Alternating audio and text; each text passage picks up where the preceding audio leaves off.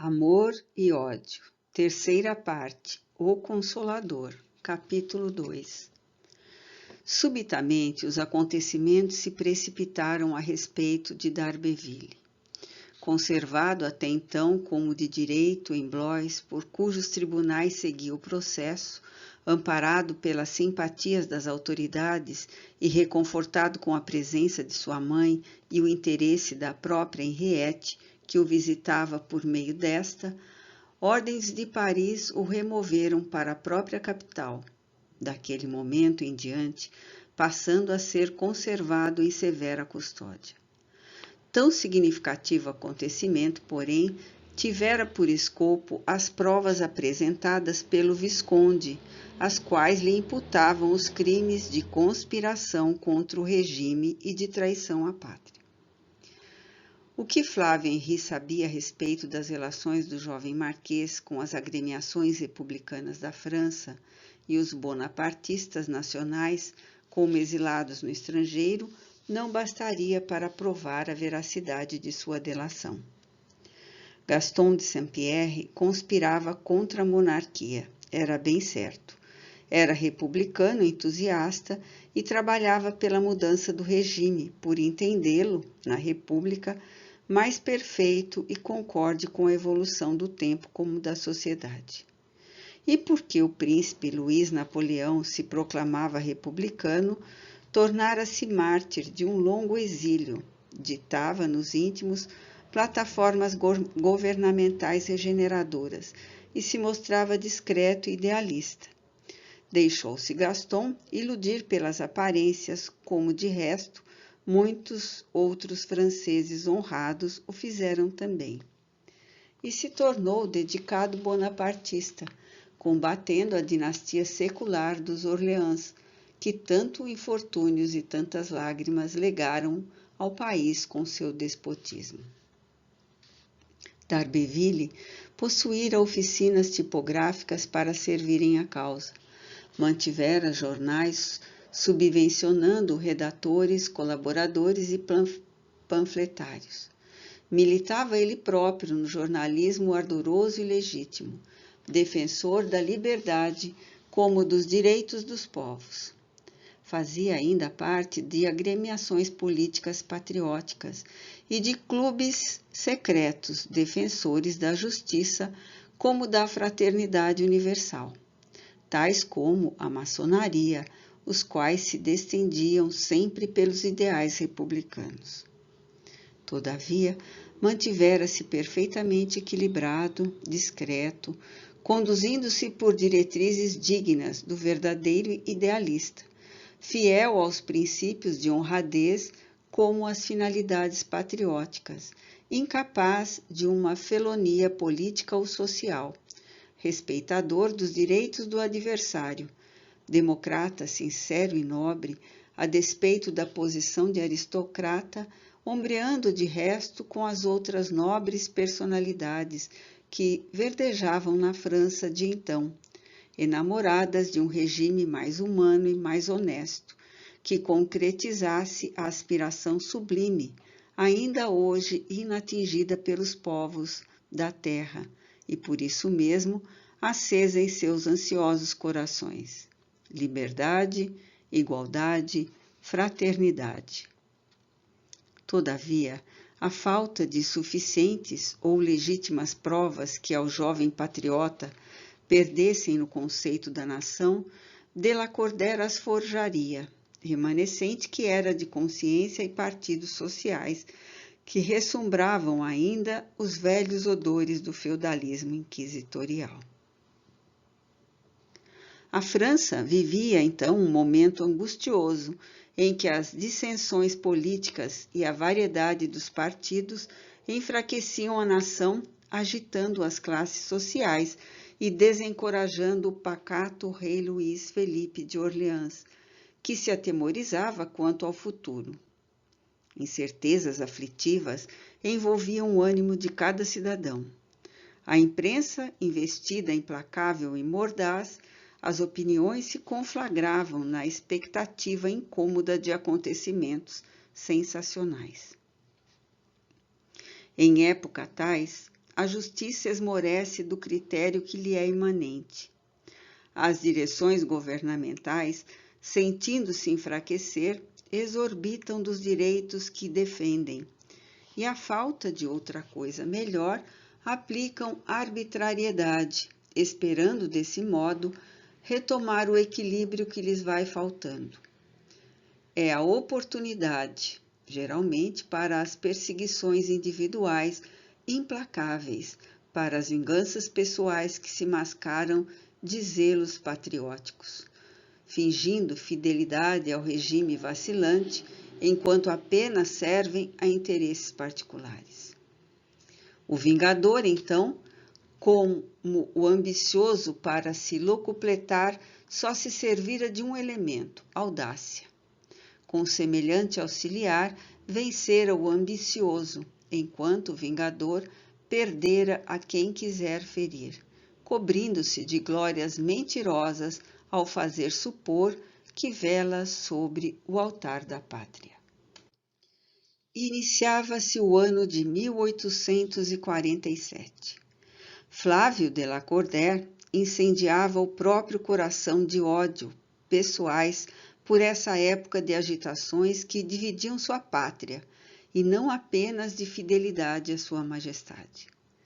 Era realista, com efeito, acompanhando-se de indomáveis preconceitos. Abominava a república, porquanto, não admitindo a igualdade, também não compreendia a fraternidade, ao passo que liberdade, em seu conceito, era simbolismo de imoralidade e anarquia. Não obstante, nesse caráter singular, não existiria a possibilidade de uma infâmia, para com ela servir a monarquia em prejuízo de outro sistema governamental. Porém, de Lacordaire odiava, e para saciar seu ódio por um homem, iria à prática de infâmias se necessário. A audácia, sobejamente, encontrá-la-ia na profundidade do seu orgulho, como na rigidez férrea do seu caráter. E a observação tem concluído que o ódio costuma operar milagres na inversão dos que também opera o amor. Quando o altivo titular verificara que a filha rompia com a sua autoridade, que até então acatara, exaltou-se tanto que por sua vez também olvidou a secular honradez que bordava seus brasões. Tempestuosos sentimentos de ódio e represálias obscureceram-lhe a razão, permitindo que os mais inferiores projetos emergissem das fráguas danosas que se convertera sua mente.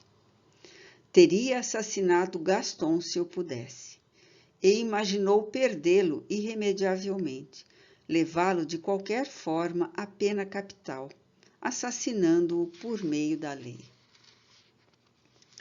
Oh, a vergonha de ouvir a confissão da filha exacerbava-o até o delírio. Saber que um d'Arberville tivera mais dignidade do que a teria tido uma dama de sua raça era humilhação demasiada, excessivo castigo que o seu orgulho repudiava.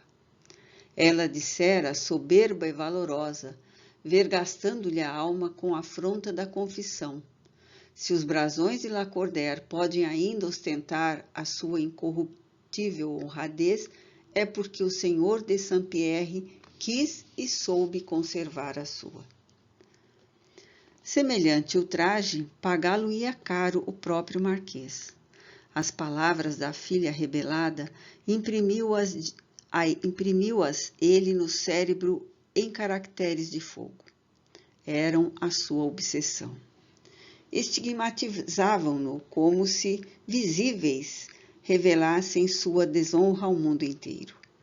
Perseguiam-no, zombavam da sua confusão, causticavam-lhe a mente, acendendo em seu peito irreprimíveis desejos de desforra contra o miserável que levara a desarmonia e a desdita ao seu lar dantes sereno. Tal havia sido a depressão sofrida pelo Visconde naquela noite inesquecível, que adoecera repentinamente, prostrando-se sobremodo aflito, ele cujo estado de saúde não era lisonjeiro.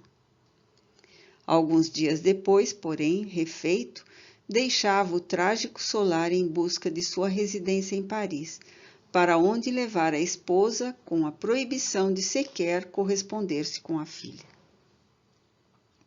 Uma vez instalado, não perdeu tempo. Rebuscou seus arquivos, consultou notas, releu correspondência e jornais antigos, consultou diários, pesou maduramente a situação. Assim mesmo, propondo análises e problemas em torno dela. Delineou programas de ação, escrevendo em laudas de papel todas as conveniências, como as inconveniências do que pretendia. Meditou, considerou, e depois de passar 3 dias no segredo do seu gabinete de trabalho, sem receber nem mesmo a visita da esposa, e suspendendo o trabalho apenas para as refeições e o sono, pôs mãos à obra no intuito de desgraçar D'Arberville. Ao 4º dia, levantou-se cedo, vestiu-se modestamente, em pesado luto, ordenou a seu mordomo que providenciasse uma carruagem de aluguel, e depois de ter almoçado frugalmente, meteu-se nela, dirigindo-se para a prefeitura de polícia, onde passou 2 horas em conferência secreta com juízes, rábulas e comissários, depois do que novamente se meteu na carruagem, mandando tocar para a residência de certo advogado da Rua C, o senhor Leblanc. Já muito conhecia o Visconde, o senhor Leblanc. Bom político, meticuloso e avisado em tudo quanto se miscuía, o austero pai do antigo Lírio da Normandia conhecia circunstanciadamente os adversários das próprias ideias, chefes ou não dos variados partidos que então infestavam a França.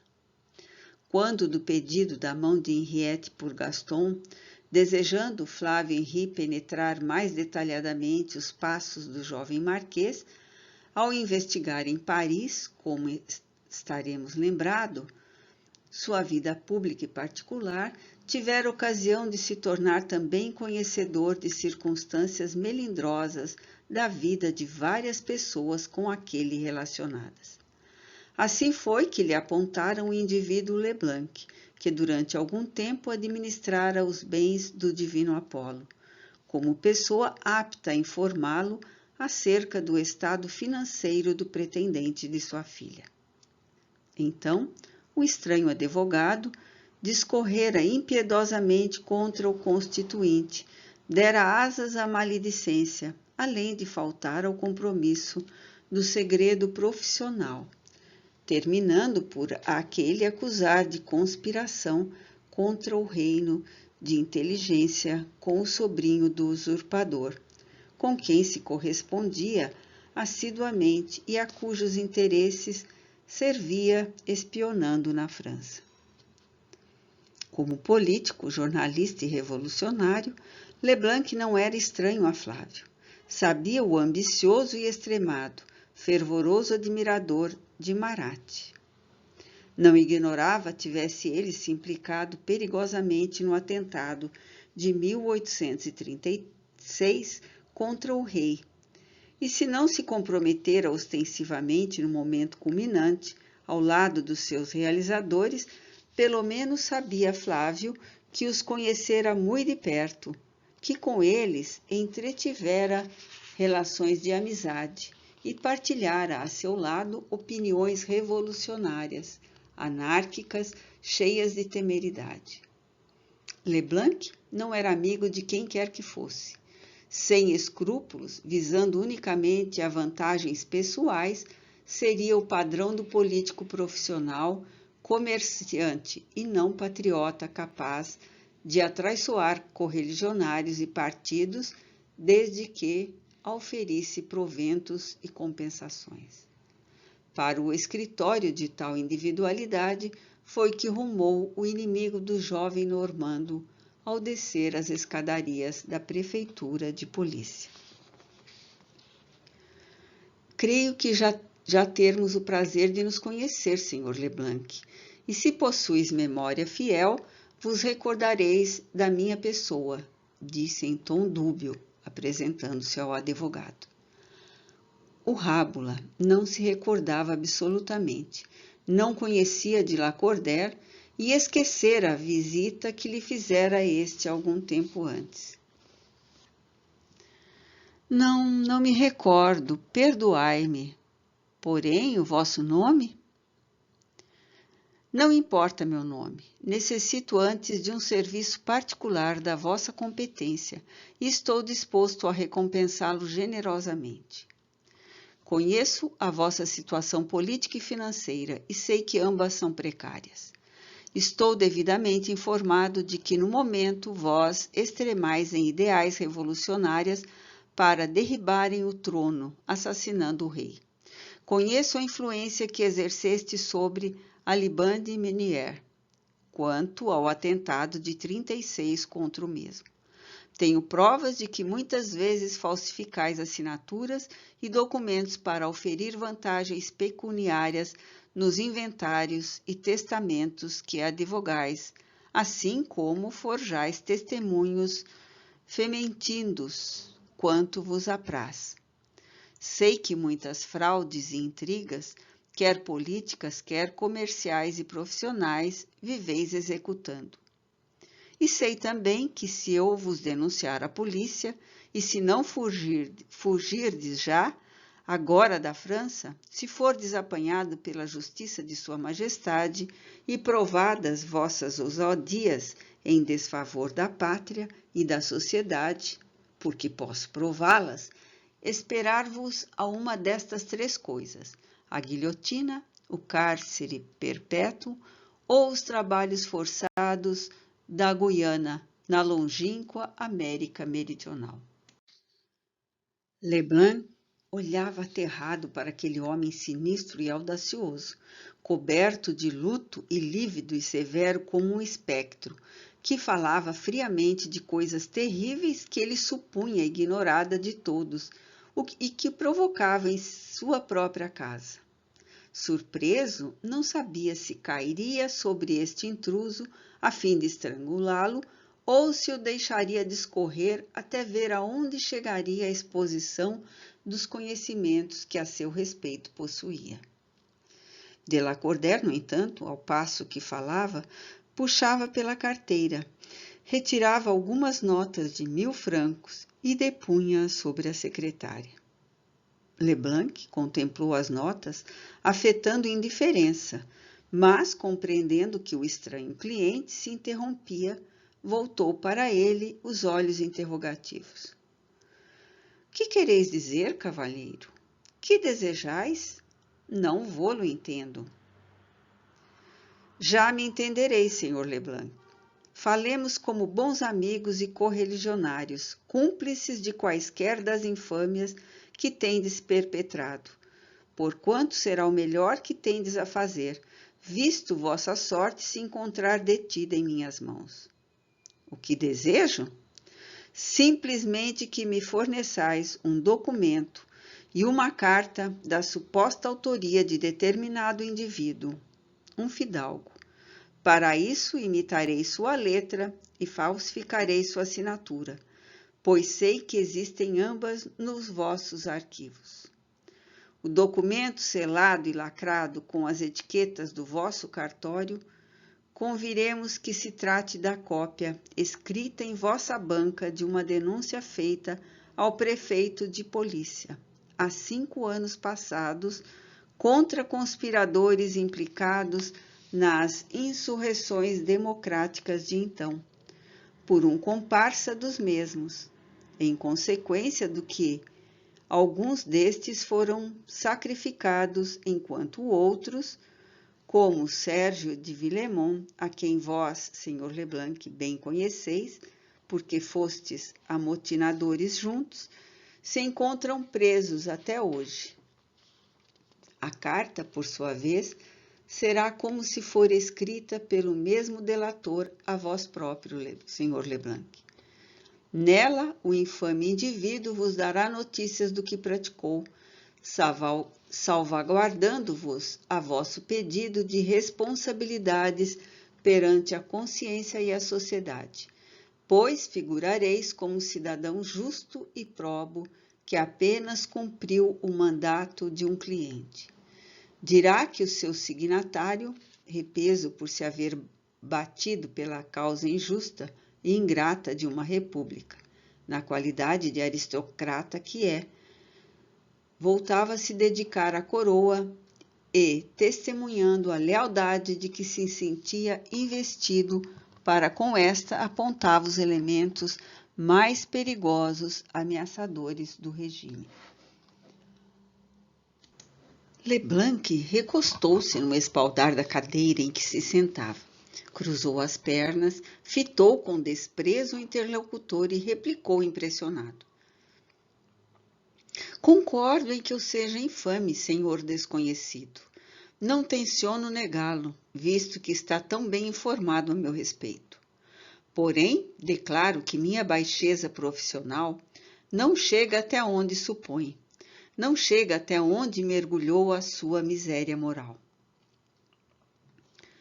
No entanto, meu digno Leblanc, tenho prazer de vos recordar que em 1836 fostes um quase regicida, e que somente Alibin e Menier foram dados como culpados, mas que no momento vos achais em véspera de o ser definitivamente. Ora, além do mais, nos vossos arquivos conscienciais existem lembranças mais dramáticas ainda, como, por exemplo, os mapas roubados ao... Basta, senhor, abusai de minha tolerância. O que vos poderá levar a conhecer a Guiana na hipótese mais simples, ao passo que isso é convosco. Uma fortunazinha poderá vir acompanhar estas notas de banco, permitindo-vos uma vigiliatura na Espanha ou na Inglaterra, até ver o que se passará na mãe pátria. Leblanc endireitou-se, tinha a fronte porejada de suor.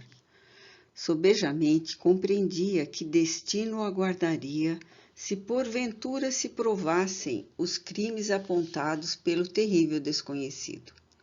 Fazia-se lívido, tinha ímpetos de assassiná-lo, mas aquele prosseguia tentador como um demônio. Dai-me esses documentos e facilitarei vossa fuga para onde desejardes esperar a borrasca que está iminente. Aqui está um salvo-conduto fornecido pela própria prefeitura de polícia, que acabo de conseguir. Aliás, o crime que vos proponho não passará de uma comédia e terá limitadíssimas proporções. Os documentos não serão para uso da justiça. Tornar-se-ia melindroso para mim próprio se o fosse. Quem mais o conhecerá além de nós, ambos? Um pobre diabo semilouco há 5 anos, cativo numa masmorra de masas, e um moço de cavalariça ignorante e presunçoso. Mas documentos dessa natureza não são criados em algumas horas. Serão necessários dias, muito estudo, observação acurada acerca da caligrafia a ser imitada. Não no caso vigente.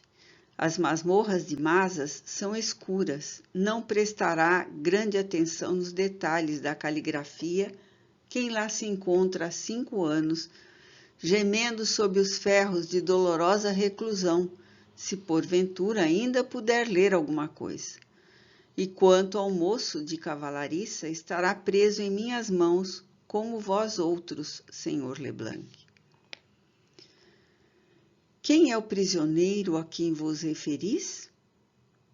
Sérgio de Villemonte, antigo agitador das massas, tribuno eloquente da feição de Desmoulins, intransigente republicano que bem conheceis. E o moço de Félix Touché, antigo tipógrafo reacionário a quem o medo decepou as asas, levando-o a preferir a convivência dos irracionais. Todavia, o advogado vacilava ainda. Delacordaire, então, encaminhou-se tranquilamente para uma janela que deitava para a rua. Ergueu sutilmente o reposteiro e, sem nada pronunciar, apontou para fora. Aproximando-se indeciso, Leblanc lançou um olhar perquiridor para o local indicado e recuou impressionado. À porta de sua casa acabara de ver postados 2 gendarmes e um oficial de justiça. O Visconde requerera-os antes de se dirigir ao domicílio que visitava, justamente para o fim que tinha em mira. A título, porém, de colher provas contra o conspirador que denunciara, Leblanc, que era criminoso e ignorava as insídias verdadeiramente obsessoras do extraordinário constituinte, temeu que eles ali se encontrassem por sua causa. Entre mentes, o Visconde, voltando-se para o interior, sacou novamente da carteira. Dela retirou 5.000 francos em notas de banco e depôs ao lado das que anteriormente colocara sobre a secretária. Uma pequena fortuna, razoável para a época, se ostentava sob os olhos do advogado, falsamente desinteressado dela. Preciso dos documentos dentro de 2 horas. Mãos à obra, Sr. Leblanc. Dobrarei a partida. Leblanc sentou-se, pegou da pluma e exclamou, desencorajado de fitar o cúmplice. A quem devo desgraçar com este documento, senhor Satanás? E Flávio Henri de Lacordaire, com voz sinistra, que teria gelado de terror aquele cujo nome pronunciava. A Gaston d'Arbeville, Marquês de Saint-Pierre. Deteve-se o advogado, repondo a pluma em seu lugar. Fitando o visitante, exclamou de senho carregado e mau grado seu, emocionado. Senhor, conheço esse homem. Não seria capaz de uma ação como a que lhe imputais. Relutais, portanto? Esse homem é meu amigo, é amigo de todos, não trairia quem quer que fosse. Dele sei apenas que é dissoluto de costumes, traidor da pátria e falso amigo. Devo-lhe grandes favores, conquanto arraste alguns defeitos, foi sempre generoso e leal para com todos. Vejo que não aceitas a proposta. Como recompensaria com infâmia a quem tanto me há servido? A mim devereis a tranquilidade do resto dos vossos dias no estrangeiro. Oh, o vosso ódio por de Saint-Pierre deve ser terrível. Ele está perdido. Ao passo que o senhor Leblanc estará salvo se quiser. O advogado silenciou. Traçou os rascunhos sob ditado do extraordinário cliente e deu-lhes a examinar. Tratava-se de uma obra-prima de intriga, mentira e infâmia. Uma vez aprovada, Leblanc rebuscou em seus arquivos manuscritos de d'Arbeville, encontrando-os facilmente. Iniciou em seguida a abominável ação. Legível, de talhe simples, a caligrafia de Gaston prestava-se ao malvado sortilégio. A operação levou 3 horas, durante as quais, impassível, sem um movimento ou um murmúrio, o Visconde esperou. Ao fim desse tempo, recebendo a estranha encomenda das mãos criminosas do seu cúmplice, examinou-a, confrontou-a com os documentos autênticos retirados do arquivo e uma crispação lhe agitou os lábios à falta de um sorriso. A semelhança tornaria difícil separar dos verdadeiros os falsos manuscritos. Então, Delacordaire, satisfeito, acrescentou a quantia já fornecida com o dobro do seu valor e exclamou: Tenho a honra de vos declarar, Sr. Leblanc, que tendes 24 horas para vos retirardes da França, a não ser que prefira ser incomodado pela polícia. Leblanc fitou atrevidamente, verberando raivoso. Quem quer que sejais, senhor, sois um miserável, o rebotalho da França. Ao que Delacordaire, que se retirava, respondeu, voltando-se a meio corpo. E vós, senhor Leblanc, o rebotalho da humanidade, porque um miserável ainda mais completo.